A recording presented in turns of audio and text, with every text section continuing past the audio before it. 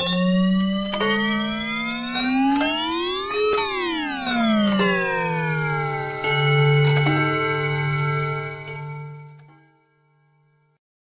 friends, welcome to episode 19 of the show. I'm your host, Reda, and this is the Psyche and Human Body podcast. Today's guest is called Tiana. Tiana comes to us from Australia. She's an ex-gymnast, which also used to be a coach in gymnastics back in Australia. And now she's a coach of CrossFit in Vogue Fitness here in Abu Dhabi. Today, she will tell us about how finding purpose in an activity or sport can help and provide a sense of fulfillment, in addition to how embracing vulnerability and authenticity can lead to a deeper connection and personal growth. In addition, on a very final note, she will be talking about how body image and insecurities can be overcome by accepting and appreciating one's unique strengths and abilities. I hope you find this episode interesting. I did myself, and I did learn a lot from Tiana, and I enjoyed talking to her. Please watch the episode and share it with your friends. I'll see you in the future. Thank you very much. Yeah, are you excited? I am actually. Tiana, thank you very much for coming in. Thank you for having me. Accepting the invite. I want to start the conversation by Tiana telling us who are you, and please introduce yourself to the audience and what's your backstory. Who I am. So I'm Australian. Mm-hmm. I'm from Sydney. Mm-hmm. I am almost 37. I'm 36 at the moment. My backstory, I came from a performing arts family. Mm-hmm. My parents were both performers. Mm-hmm. I am the eldest of 5 children. Nice. And everyone in my family is very creative. I now am a fitness trainer. Mm-hmm. I've been a fitness trainer for 8 years now. That's 8 fine. years. Before that, I worked in performing arts. Mm-hmm. I was a singer, dancer, actor. And before that, I was a gymnastics coach and a gymnast. How was it growing up with a family full of performance artists? Loud. Oh. Really. So people meet me and think that I'm outgoing, Mm-hmm. and I am the quiet one of my family. So, yes, lots of big personalities, lots of music. My father was a magician, so illusions. And my mom was a TV personality and then a stage performer. So they had a business together. So I grew up thinking it was very normal to have a costume room and a magic room. My bedroom was between two. So there was the costume room with all of the costumes for all the different shows, my bedroom, and then the magic room, which was all my dad's illusions. Do you think your parents being at that position have shaped you in a way where you are right now? Yeah, except I'm very different to my parents. How so? Tell me about your parents and then tell me who's Tiana. Yeah, I think the interesting thing is that I am very creative, but I also have an element of athleticism. So I've always been really sporty, into sport. I started gymnastics when I was 3. I danced from the age of 3 as well, did dancing. My siblings didn't do as much sport growing up. They were more the creative, they danced and that was their sport, which it is a sport, however, very different to gymnastics. Cool. And both of my parents were not very sporty at all. So they were very supportive. They were very much those kinds of parents. I think the creativity and the extravagance of them was they wanted whatever you did, they were like, yes. Yeah, go for it. Do it wholeheartedly. Yes, we support you. But I'd come home from gymnastics and I'd be like, oh, I did this skill. And they'd be like, cool.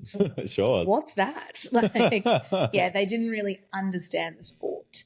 So I think that I definitely get my creative side from my parents. I'm very into inclusivity, making sure that everyone feels special, everyone feels welcome. I definitely get that from my parents. So I used to watch them do shows and bring up people of determination. Lots of inclusion of senior citizens. They used to do shows at retirement villages. Beautiful. They used to do shows at homeless shelters. They did. It was accessible to everyone. They do things for free because it gave back to the community. So I definitely get that aspect of my personality and those values from my family and from my parents. But I think that the sportiness that is me my siblings and my parents kind of still, my mum's like, I don't know, just don't break your back. Like, yeah, they don't get really, injured. yeah, like my mum used to struggle to watch me compete in gymnastics because she was worried about me falling. Like, they're not like that at all. Yeah, it's so very, gymnastics and dancing, how Yes. did that go? So I loved them both. It did get to a point. So I was dancing from like 2 because performers, I just had dancers around me all the time. So I was always dancing. And then I started gymnastics at 3. Fun fact, my mum, I was like, Mum, I want to look like, watch this. Look what I can do. Yeah. And I was at the edge of the bath and I tried to flip. All right. And I was unsuccessful. Didn't happen. And she thought, okay, I need to do something to get this kid. Like, clearly she wants to be rolling and flipping and I don't know what to do. So she took me down the road. This local gymnastics club had just opened. And so she took me in and I did a free trial. And in that first session, the coaches came up to my mum and they were like, look, she's got a natural aptitude. We want to put her into this new elite program that we're going to start. And my parents were like, oh, I guess so. Like, all right. So off I potted. And what they didn't realize is that they had asked me, like the coaches had asked me how old I was. And I said I was 4, but I was 3. So then I was training in this like elite group for kids aged 4 and up. And I was a year younger than everyone else. Did a year make a difference back then? Oh, yeah. Oh, really? Oh, yeah. But I was quite emotionally mature. So I'd hung out with adults. I was the old, like I was at that point. My mum had just had my brother. So I was around adults all the time. I spoke to adults. I was quite mature. But then my birthday rolled around and they were like, oh, yay, like she's turning 5. And I was like, I'm 4. No, I'm turning 4. Yeah. And they're like, no, you're 5 now. And my mum was like, no, she's 4. And it was the 90s. They didn't think to like get people's birth certificates or whatever. So I had to wait a whole year before I did my first ever competition because they didn't let kids that were under the age of 5 compete. So why is that? Like, why don't they let them compete at that age? Like, is there any particular reason per se? I think it's just like it's a long day. Emotionally, it's a lot, and I think they just were looking out for the kids. I guess. I mean, I reflect on it now, and I'm like, I would have been totally fine. And I did do one competition under the age of like at 4, but it was, you see pictures, and it was like very clear I was a baby, like. Compared to the other girls, I'm like, I've always been little, like short, but I was little, like you could see in my face, I was like a baby. I see. Yeah. So how did that, like, I mean, competing after, did you like start the journey of competing in gymnastics? How did your journey go through from there, let's say? So the gymnastics season is when I was competing, you had like we had 2 weeks of trials, so your state trials, and then you had to qualify for state championships. Then after state championships, up until the level of what was called stage 3. So you had stage 1, stage 2, stage 3. They stopped at state championships, and then you had like a 6-ish month period where there was nothing, and then there were a few competitions towards the end of the year that were like team championships, not so much individual. After that, so I did that. So I did 2 years of stage 1 because I was 4 then 5, 2 years of stage 2 at 5 and 6. Then I did 2 years of stage 3, and in my last year of stage 3 I was the state champion. And then kind of nothing happens after that. So it was like, oh, cool. And that's it, like they don't do anything after? Nothing after that because you don't go to like a national level. Oh, I see. National clubs is then what happens in like August, September. So we did national clubs as like a team competition, which there is an individual element, but it's more focused on like you go as your team and you compete with your team. Which I loved. That was my first time. We went to Adelaide in Australia, which is Sydney's here, Adelaide's all the way down there. Yeah, I had to get a plane there. That was really fun. It was really exciting. First time for you traveling or getting on a plane? It might have been my first time getting on a Pretty plane. exciting then. Oh, no, I went on a plane younger. I went to Queensland with my family once. But we travelled a lot, like car travelling, because my parents did shows all over the place. Yeah. So we'd go with them. Yeah. But for gymnastics, I always went to gymnastics competitions with my grandma. She's the one person that took me everywhere. And then when I was 9, I went to stage 4, which was when it started to become national championships. So you do your state trial 1 and 2. If you make state, then you compete at state. And then the top 6 girls from state then make the national team, or your team representing your state. And I was really not lucky. I worked really hard, but my first year, normally it takes you 2 years to make the national or the state team. Okay. But I did it in my first year. So I went to nationals when I was 9, turning 10. And that was really cool because it was like your dream. You know, oh my gosh, I'm like on living the your state. dream like since your childhood, let's say. Well, yeah, and at that point you think the state team is like, you've made it, especially at 9, and you get your uniform and you get to do the big competition. And it was in Sydney that year, so it was good because my family were always a little bit nervous about sending me away. Offshore, let's say.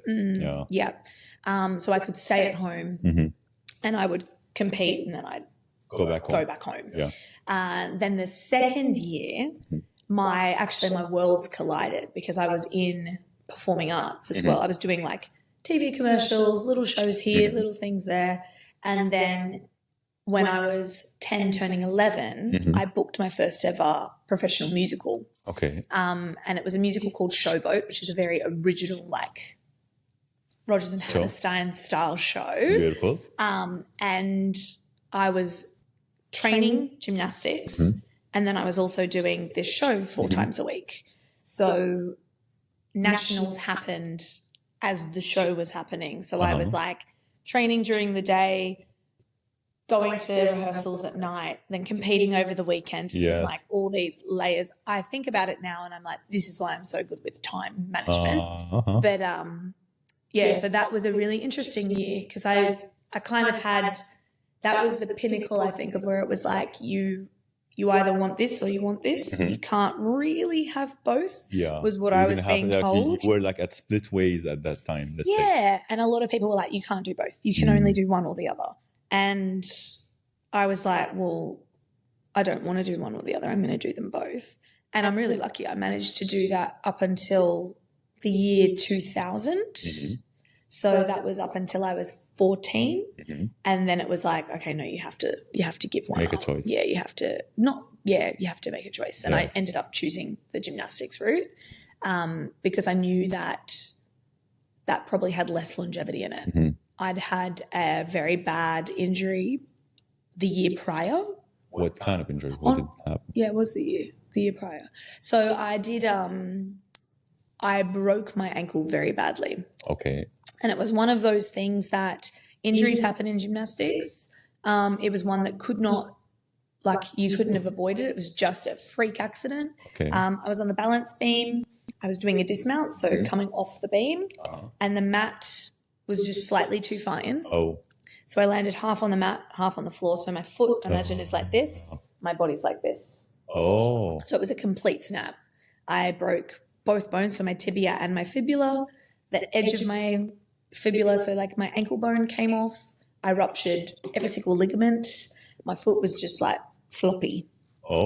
And it was maybe a month or so or 3 weeks out from state trials, like the first step of the year. And this was going to be my first year in junior national, which is like the international stage where you start to build. And I remember I landed, I can't remember my reaction. I blacked out, pain, obviously. And then I remember coming to and I was in so much pain and everyone was around me and my coach was like, it's okay, you're okay. And I was like, okay, I'm okay. I'm okay. And everything your coaches tell you, you're like, I'm okay. I trust you. I'm okay. I'm all right. And it happened to be at the end of training. My mum walked in to pick me up and there I was on the ground. And she was like, okay, we're going to go to the hospital. Like, we've got to go, her foot's backwards. And I was like, no, my coach has said I'm okay. I'm okay. And she was like, Tiana, like, you're not okay. You've clearly broken your foot. I was like, no, I'm not going to the hospital. And I was like, adamant. I was yelling. I was like, I'm not going to the hospital.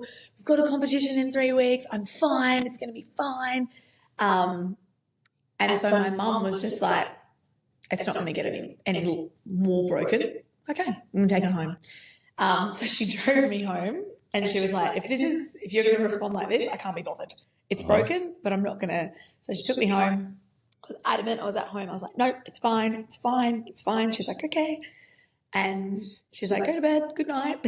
So I like went to sleep. And then obviously it was so painful. So painful. So in the morning I was like, fine, I'll go to the hospital. But just to prove that it's not. If you insist on it. I was like, I'm going to go, but it's fine. Just so you know, it's fine. So we go to hospital, they x-ray it. I'm in surgery. I had, 4 plates, pins, everything holding my foot together. And then I kind of realized that if I didn't come back, that gymnastics was over for me. And gymnastics was my life. So that was a very interesting period of, I still trained in a cast in that time. Like I just had like a waterproof cast and I'd go to training and I'd do core and I'd do upper body and I'd still train. And that was kind of 8 weeks. And then I came out of that. And I think the comeback made me realize how hard it is to come back. But I wanted it. I was like, no, I'm coming back. I'm going to do this. I'm going to make the team. And I did. Thankfully, I came back and made the squad the next year. Okay. But I think that injury made me realize, okay, it can be taken away from me at any time. And I need to make the most of this because this isn't going to be forever. And it was very common that girls did get injured and they just didn't come back. In particular at that age. So I was 12 when I did my foot. So like 12, 13, my generation is the generation of the smaller you are, the higher you fly. They didn't want girls to hit puberty. They didn't want girls to get any sign whatsoever of maturing. And a lot of girls at that point would get injured and then nature would take its course and girls would hit puberty in that time off. I don't want to say I was lucky that I didn't, but I didn't hit puberty to the level that I probably could have. So I was very lucky in that case. So I could come back and I could still do everything. I still have restriction now. Like I had restriction in my foot, but it didn't impact gymnastics. It impacts me now in CrossFit with some things, but it didn't impact me in gymnastics. Everything in gymnastics is like on your toes. You don't have to, there's not much like put attachment on the floor. Yeah. So it was fine. Like I could come back. I came back too quick, but there was no education. So I now, 20 years later, have a permanently swollen foot. That's always been, it's for as long as I can remember since my operation, it's been swollen. And it's because I didn't do the rehab properly to come back. It was just like, oh, you can walk now, cool, let's go. And it was it's going to fix itself. Yeah, it was just like you retaught things, but not the way that we would today. The gymnast came back now, the rehab and the physiotherapy and the treatments would be significantly more advanced and I guess monitored. Whereas for me, it was like my coaches were like, yeah, you can do it. You're back. Let's go. Yeah. I love your coach lessons in the beginning. It's like everything is good.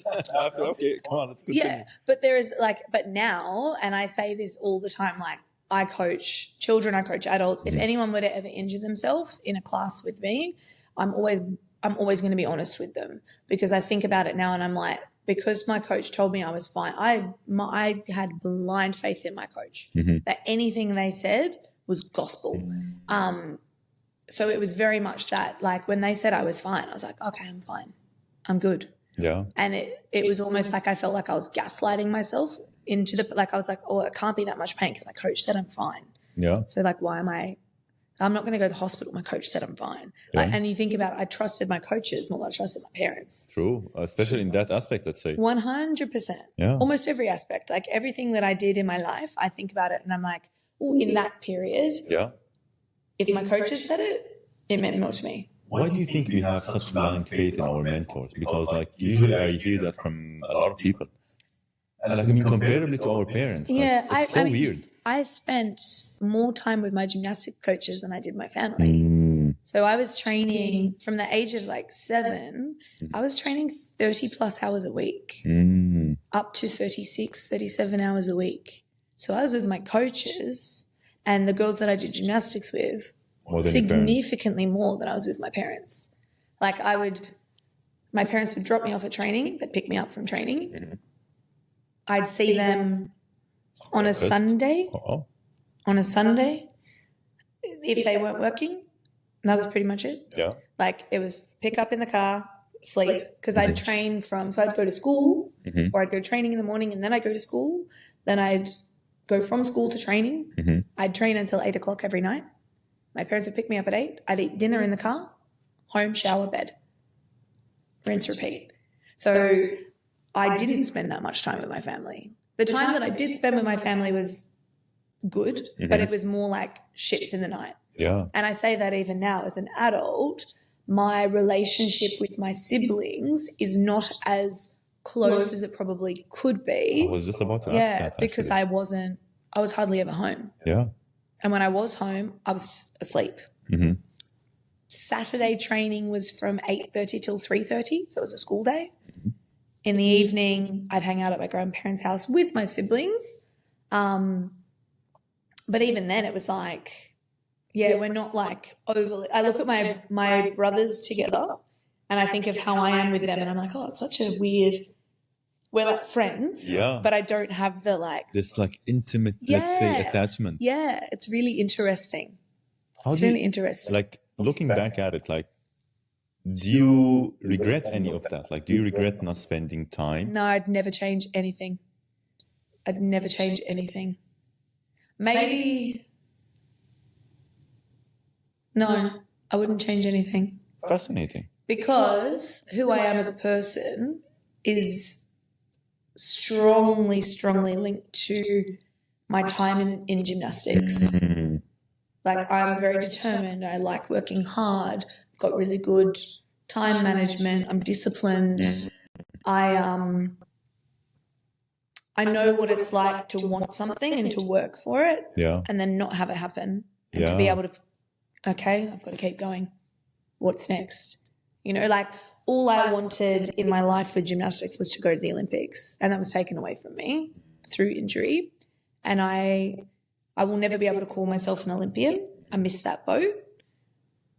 But the lessons I got from that, shaped who you second to none. Yeah.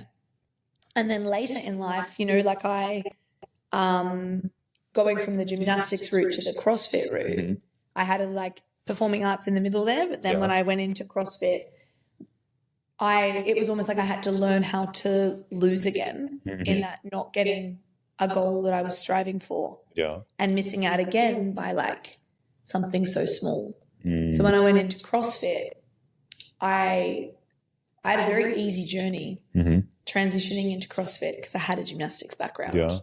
So I went into that and I was like, oh, like this is good. I'm pretty good at this. And then I did something called the CrossFit Open, which happens every year. It's about to happen this year. And I had no idea what it was. And I did it and I did really well. And so the first CrossFit Open, I'd been doing CrossFit for like maybe 6 months. And I came 104th in my region. And that's not normal. And I was like, oh, I'm pretty good at this if I try hard. So the next 12 months, I became all consumed on like, right, I'm going to make it to regionals. It's going to happen. And I almost did. After the third week of the Open, I was sitting in 17th place. And I was like, they take the top 40. Here we go. I've got this. And the following week, I had an absolute shocker of a workout. And it put me back to 46th. Oh. What was the workout? I'm pretty sure you remember it. So it was deadlifts, wall balls, rowing, and handstand push-ups. And anyone that knows me knows that rowing and wall balls are my kryptonite. They are the worst movements in the entire world.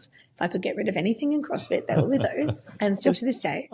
But I can tell you that I I still have memories, like thinking about that workout now, still 7 years later, I'm like, that workout. And all I needed, have nightmares about it. all I needed was one deadlift. I can tell you now, I needed one deadlift and I would have made it, but I didn't get that deadlift. So I got 46. The final week, I was like, you have to do this, you have to do this, you have to do this. Anyway, I ended up in 41st. So I missed out by one spot. And that was the most heartbreaking thing. I think it was even worse than like all the upset from gymnastics, to the point that I ended up, that year was just, 2017 was I refer to it as the year that broke me. It broke me physically, it broke me emotionally, it broke me mentally. And when I ended up going to a psych to deal with all of that. And then it turns out I'd been holding on to things from gymnastics of never making it.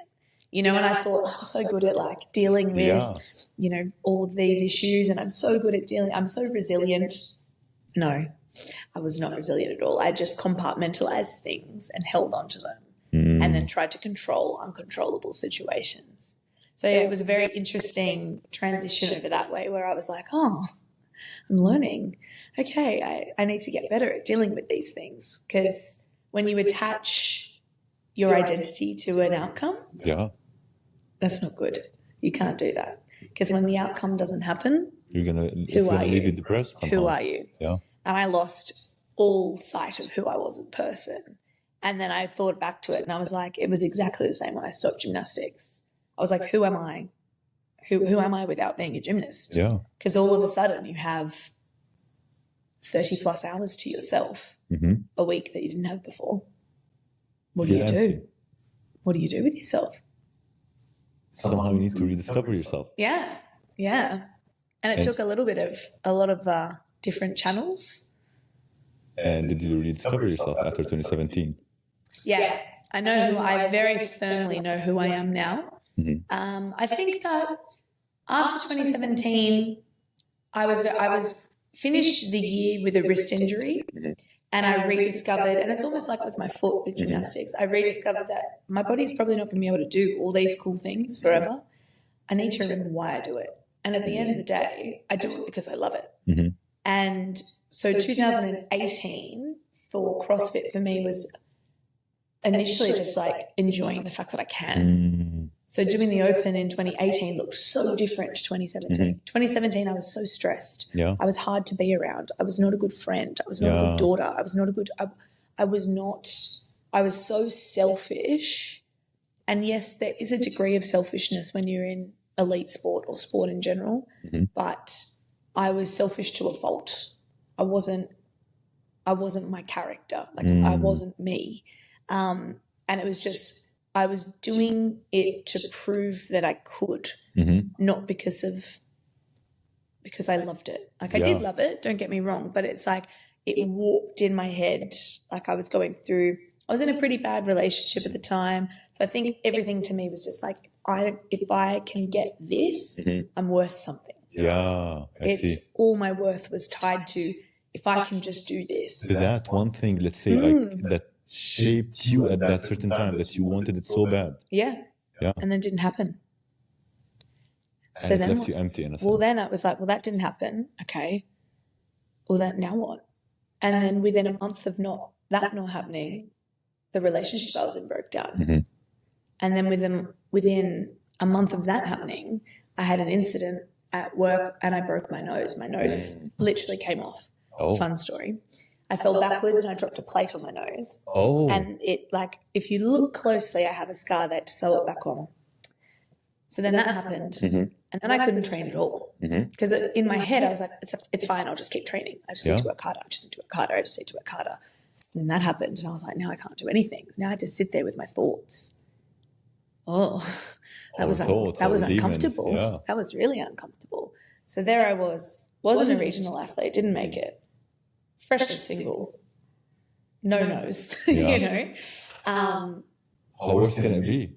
Well, then I broke my wrist. As well? Okay, so it can get worse. So literally, and then I was just like, and that's why I say it was the year that broke me physically, emotionally, and mentally, because then I literally had to sit there and take a long, hard look at myself in the mirror and go, do I like the person I am right now?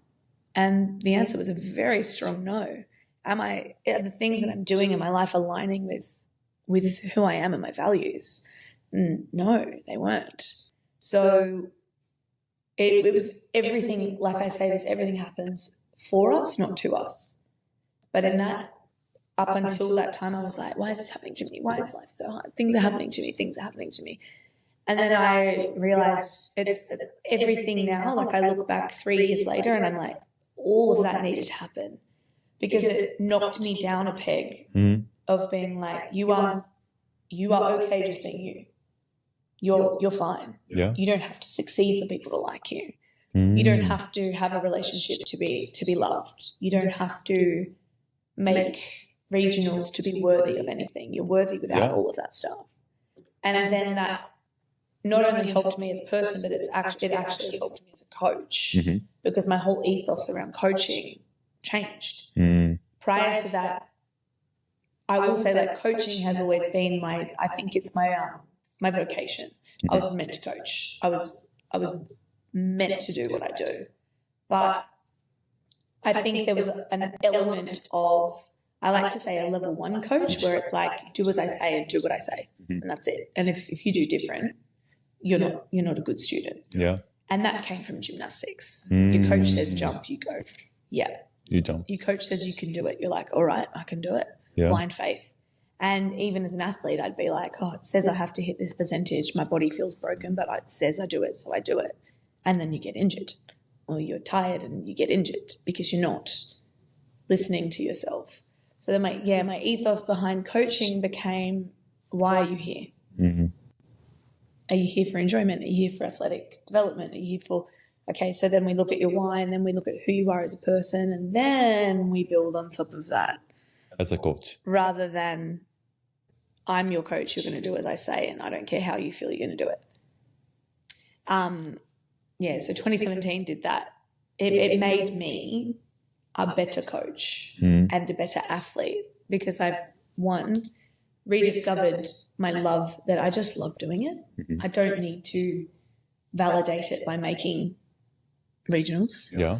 But also it helped me heal a lot of things that I didn't realize I hadn't dealt with from the past. Yeah. So yeah, it was a very interesting. Tiana, do you know how many person they would love to discover themselves? Like, I think like one of the biggest problems that we are facing currently in our society is like people are lost. Yeah. Everyone just want to prove something to others. Everyone just want to shine in front of others. Everyone want to do something for others to like them in a sense. I find it so interesting because vulnerability is like my big, like, yum. I could live on it. Like, I don't want to see, and I say that all the time. I'm like, when people tell me things about themselves, I'm like, I don't want to hear like how great you are. I want to hear your deepest fear. Yeah. I really struggle with surface level conversation because I'm just like, oh, it's so boring. Yeah.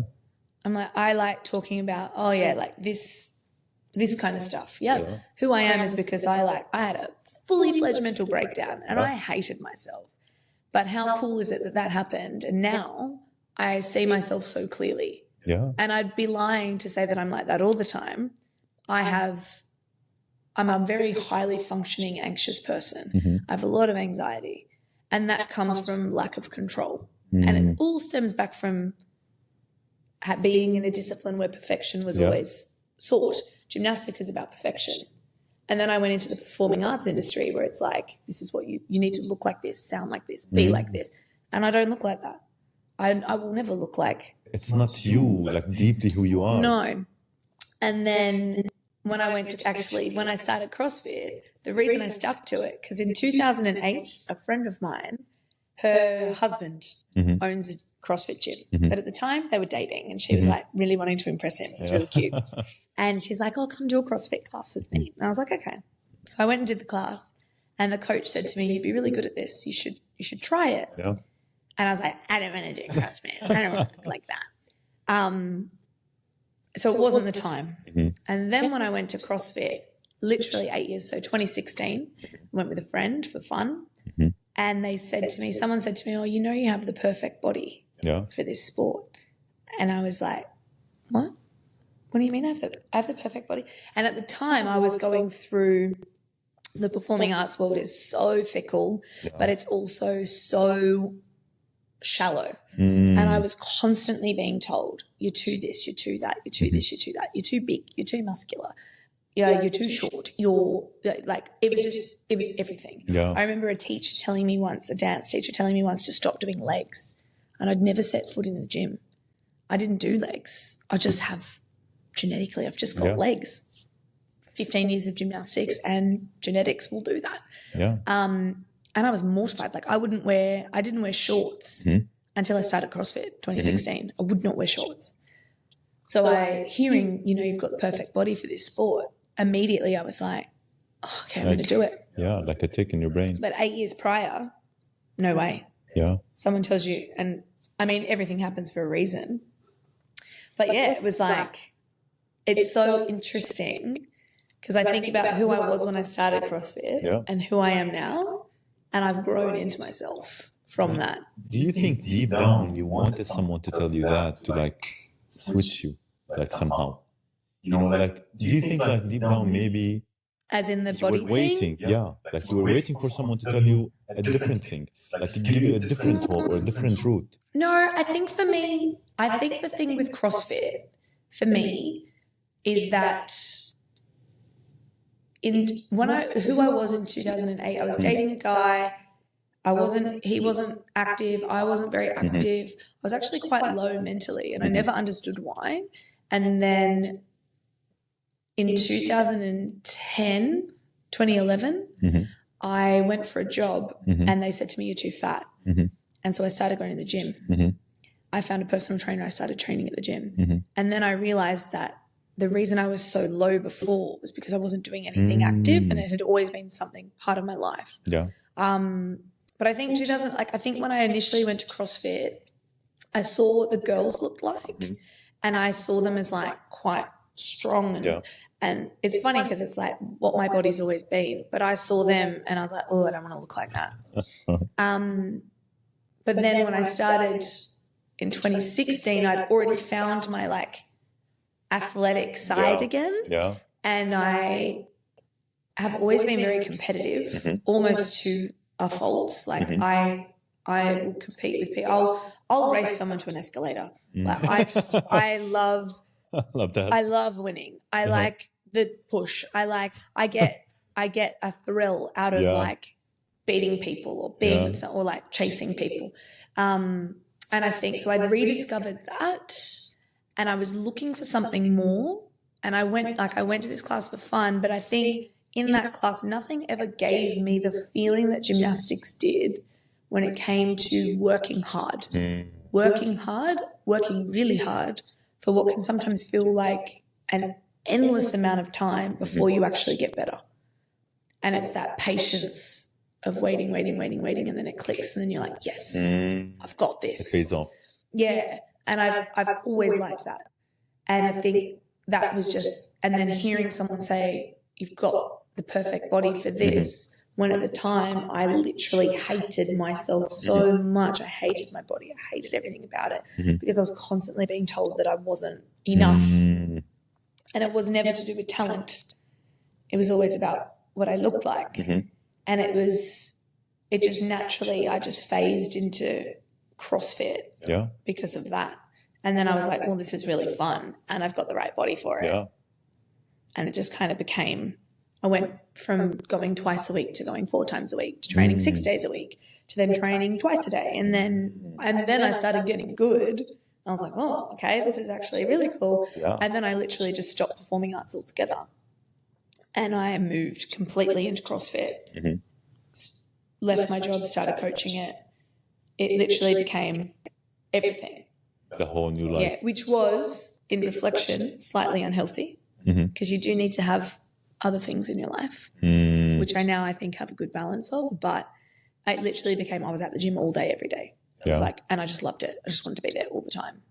And I still do feel like that quite a bit. I have to force myself not to go because I'm like, you need this this side of Because you. you're going to be sacrificing a lot of things on the other side if Yeah. you're just going to be like so addicted to it. Absolutely. Yeah. Absolutely.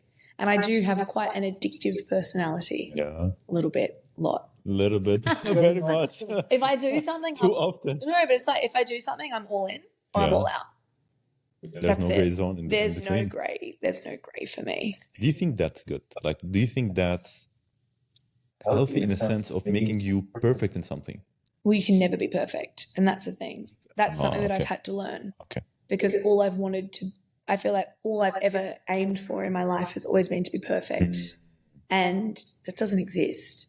So then you're fighting this losing battle and your brain is just like, You're getting anxious more Constantly, and more because you're constantly. not reaching that. and the more it's very interesting because my anxiety did not present itself until quite late, till my early 20s. Mhm. I've maybe had a few moments in my younger years where I can remember feeling anxious, but it was minimal.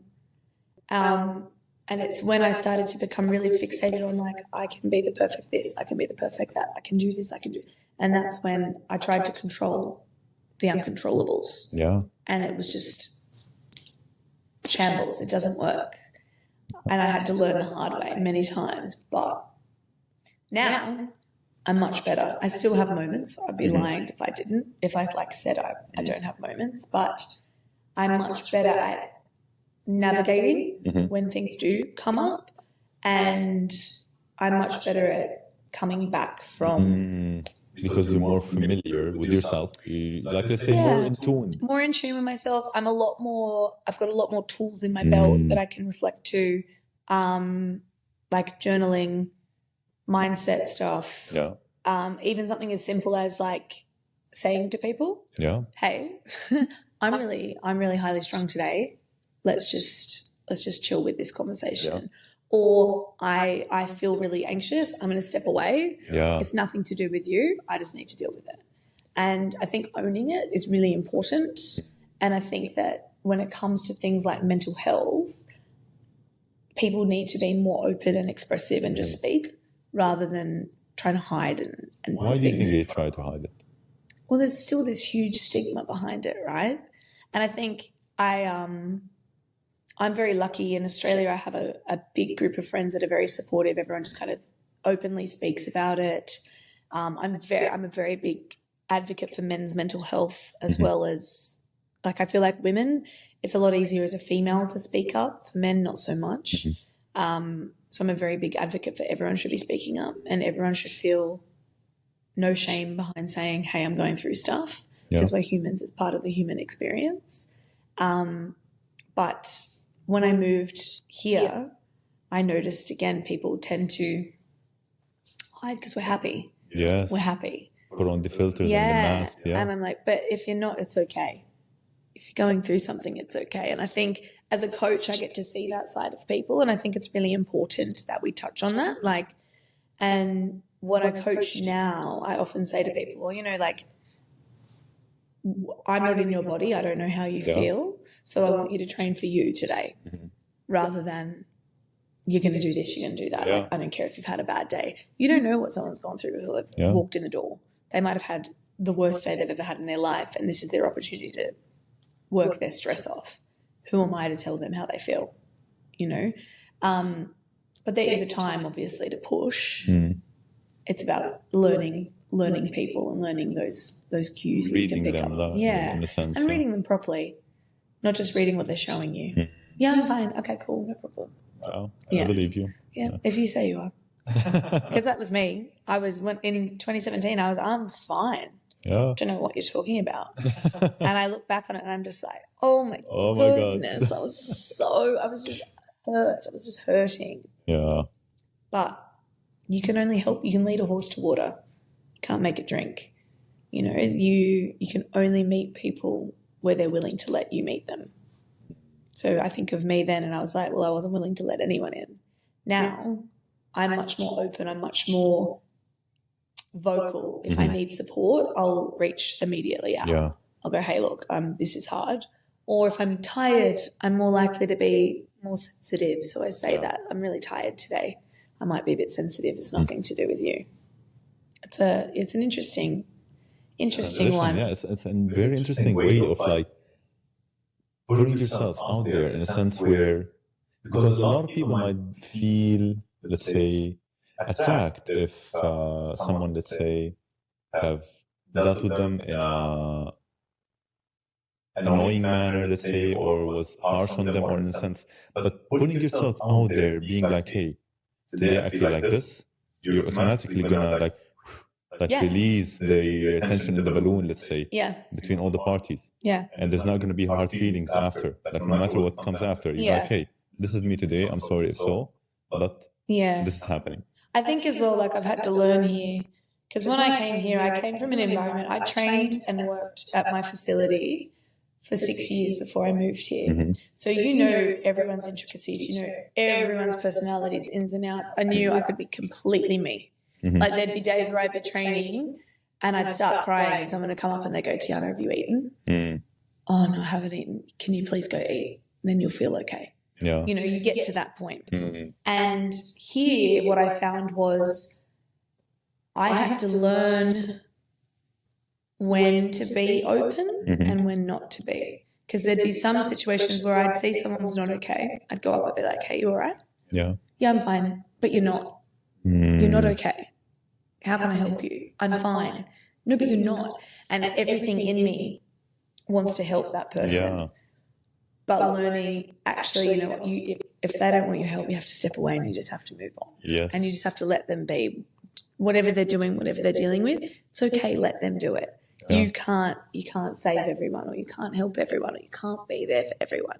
And I think for me, because I am so passionate about that, Yeah. it's a hard one, because I do struggle still to this day with Pull back every once in a while. to try and it's controlling the controllables. I can't control other people. If I can see someone's hurting, I want to help them. But I can't control them, and I can't control their response or their actions. So I need to, it's still a work in progress to learn that. It's very interesting. It's very beautiful, actually. Like, how did that shape you as a coach now? I think because your past experience have played a big role in you being, let's say, a good coach now at this sense, because I can sense that if you haven't been through all that in your life, from gymnastics, from injuries, from mental hardships, let's say, you wouldn't be enjoying what you're doing now in this way somehow. Yeah, I think as a coach, so I work with kids. So from that aspect, I've always wanted to be a visible role model that a child can look up to and see that you can be. So, for example, with girls, you can be strong and you can be feminine. You can be fun, but you can be stern. You can, I've never wanted, I never had that. You know, like my whole life it was, you need to be thin, you need to be this, you need to be that. My coaches, I idolized them, but they weren't my friends. I didn't go to them for things. So like when my parents broke up, I was 13, my parents went through a divorce, and I didn't tell anyone. I didn't tell anyone. And my grandma came to pick me up from gymnastics one day, and she was talking to my gymnastics coaches, and the female coach called me over, and I went over and she said, why didn't you tell me your parents broke up? And I was like, I don't know, why should I tell you? It was no one's business. Like, I don't know. And they were like, we had no idea. Yeah. And it reflects back to me just being able to compartmentalize things. When things were bad, it's fine. When I went to gymnastics, new face, boom, off we go.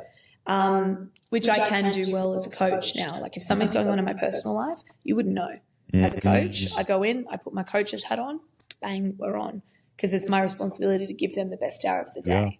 But I think with regards to like working with kids, I want them to see someone that gives them permission to be strong, that gives them permission to be vulnerable, that gives them permission to, if they're going through something, it's okay. You're here, amazing, but just give me what you can because you're going through something. And then when it comes to adult members, it's that same thing of like, it is what I see. My job's important to me because I feel like I'm giving you, you're paying to be in my class. Yeah. I'm giving you energy. It's my job to give you positive, encouraging energy. But at the same time, make sure that you're safe, make sure that you're moving well, and teach you things. Yeah. So I like to think that, yes, I want to give them the best hour of their day, regardless of age, but I want them to feel like they are getting value from that. So, yeah, it's that fine line between being emotional and being, human, but also getting results from them. Yeah. I think, like I said to you, like I genuinely believe this is what I was put on earth to do. I've always taught in some capacity, and I genuinely feel like I am meant to coach. And if I don't coach, I don't know who I'm going to be. Like that is, I've always taught. I taught gymnastics, I taught performing arts, I've always taught.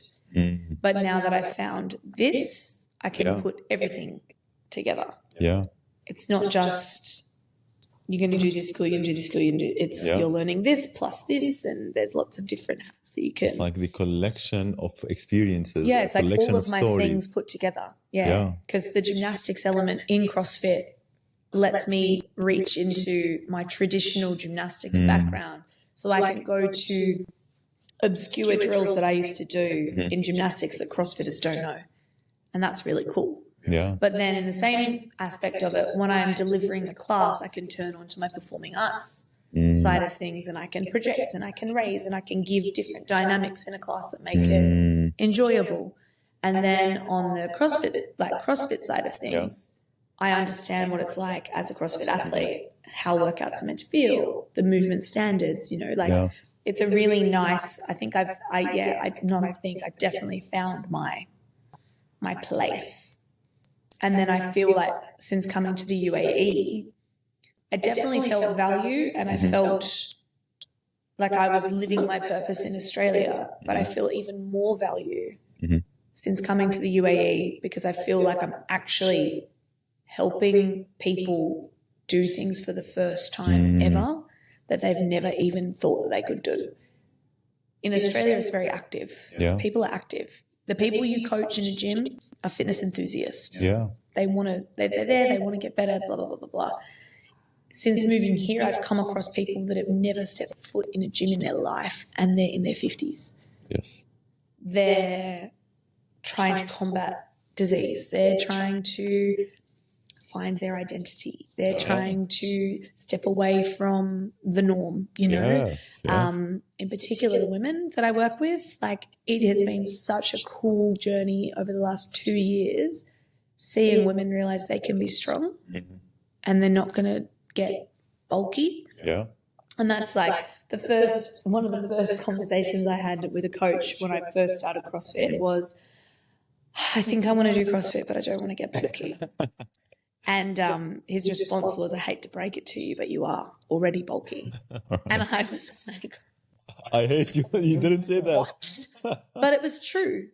I'm short, I'm 5'1", I'm stocky, I'm muscular, and it's that my whole life until CrossFit, I had defined myself by the number on the scale. If I wasn't a particular weight, I was a failure. I was fat. I was this. I was that. I think about it now and I'm like, what a miserable life to lead when you're just driven by scales. How much cooler is it when you can determine yourself by what you can do? Yeah. And that doesn't necessarily mean I can do 50 muscle ups. Like in my situation as an athlete, it's like I can lift this weight, I can do this stuff. But it might be as simple as I had a PT client who went on holiday and he said to me, I could carry my bags. I could pick them up and put them in the overhead locker. I'm happy for that, yeah. He'd never done it in his life. He's 54. He'd never been able to do that. And he's like, oh, it was so amazing. And I was like, this is why I do what I do. Because imagine never having done that. Yeah. And then you do it and you're like, oh my gosh, I can. You played a role in it. Yeah. I helped that person get to that point. I actually am helping someone's life become better. And it's not me that's doing it. Yeah. They're turning up every day, but I get to have a small part of that. And that's really important to me. people feel value out of what they do when they turn up. Tiana, where are you going in life after? Well, I don't really know at the moment. I was saying to someone the other day, I'm the kind of person that if I don't enjoy something, I have to stop it immediately because I do things with my full heart. And if I can't give my full self, I don't want to actually do anything because I feel like it's a disservice. So at the moment, I'm really happy where I am. I've got my programs that I'm running. So I run a kids program, a tweens program, a teens program, a gymnastics program. Beautiful. I run a women's only 4-week program that goes every few months. That's coming to the end this week. Coming up is the last week of the first one. In Vogue. At Vogue, yeah. My goal is to start a People of Determination program. I had one in Australia and I really want to bring that here because I think it is a space that is lacking and that is necessary. Yeah. I think everyone needs to have visibility and everyone needs to have access to training. So that is what I want to start this year. That's my goal. And that's, I think, as long as I can give back to people, I'm happy. As long as I can do my job, I'm happy. I don't think too far in the future. You know, some people have 5-year plan, 10-year plan. I moved here on a whim. I was offered the job. I said yes. I moved here 6 weeks later during lockdown. You know, like I can be impulsive, but I genuinely feel like I'm very happy here. I want to stay here. I want to give back to the UAE. I want to give back to Abu Dhabi in the fitness space. Yeah. Because I feel there's so much to give at the moment. So we'll see. Beautiful. As long as I can keep doing what I'm doing, I'm happy. I'm good. I love it. Tiana, like, I really enjoyed your story. Is there anything that you want to share before we close the episode? I don't know. I don't even know what I spoke about. I feel like I just we spoke dribbled. For almost like an hour something. Like, I was like... I feel like I've just dribbled. Beautiful. No, because like from my end, I was like focusing with you and I'm like, oh, it's really nice. Hopefully there's something out of this that we can take. It's beautiful actually. But yeah, like I think actually one thing I would say is if you have children, put them in gymnastics until they're 10. Start them in gymnastics, let them do gymnastics until they're 10 because it gives you so many skills that are necessary in every sport. And if they can do that amount of time, like 5 years, 6 years, it will transfer to everything. Core strength, balance, flexibility. Yeah, that would be one thing. Because people always say to me, with your experience in gymnastics, because, you know, you did it to like the elite level of gymnastics and it was so hard and blah, blah, blah, blah. Like there's obviously a lot of trauma that you have, which I do, like a lot of body dysmorphia and things like that. But they're like, oh, you know, would you put your kids in it? Absolutely. 1,000,000%. There is not a doubt in my head that I would let my kids do gymnastics. And if they were talented, I'd allow them to do that too. Because I think that the world of gymnastics now is significantly different to what it was when I did it. There's a lot more education. We're a lot more switched on when it comes to not just physical but mental health. But yeah, put your kids in gymnastics because it transfers into everything. Beautiful. Yeah. Beautiful. I hope people do that as well. Yeah. And like get their kids like basically in any kind of sport, like whatever it is. But from your side, gymnastics is it? Yeah, I just think it leads into everything. Kids should do everything. Yeah.